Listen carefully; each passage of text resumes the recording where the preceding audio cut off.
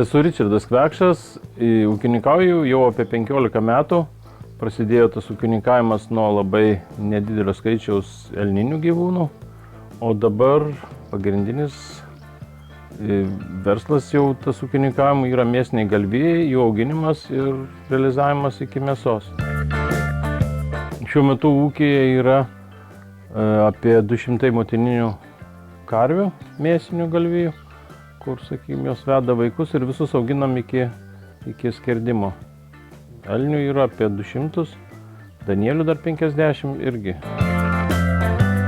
Tas visas užsiėmimas kilo nuo to, kad aš dar, kai buvau miškininkas, pirmas kontaktas buvo su tais gyvūnais, kad norėjusi irgi, kad sutvarkytų aplinką.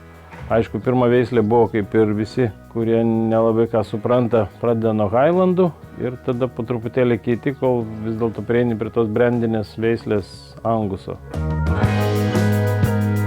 Su gyvulininkystė yra, kad tu kiekvieną dieną esi pririštas, nes nėra, kad pasiruošiai pašarus ir viskas gerai, tada reikia vis tiek kiekvieną dieną pašerti, tada prasideda veršiavimas, tada su gyvūnais vėl visokios problemos iškyla. Kai pradėjom, tai patys ir gimdymuose dalyvaudavom, ir padėdavom, ir tiesiog naktim būdavo budėdavom. Dabar jau vis tiek susipažinę, žmonės apmokyti jau nebėra taip sudėtinga. Mūsų ūkis yra ekologiškas. Ir pati filosofija tokia, kad auginti švarų produktą. Tiesiog naudotis, kiek gamta duoda ir jeigu tau žolės neužtenka iš mažesnio ploto, tiesiog šienauji didesnį. Kažkaip norisi ir kad vaikai valgytų tos produktus ekologiškus ir patiems norisi tos švaresnės aplinkos. Švaresnė aplinkoje atrodo ir gyventi smagiau yra. Mes esam ūkio modernizavimo į paramą gavę.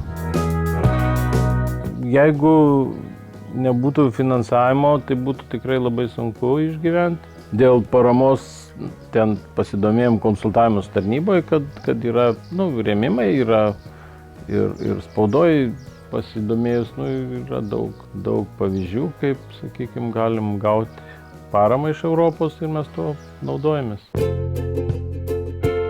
Finansavimo iš Europinių fondų, tai mes ir techniką esam atsinaujinę, esam ir pastatus darę rekonstrukciją fermų, buvom nusipirkę senas tarybinės fermas, tai mes jas perdarėm prie šiuolaikiškus.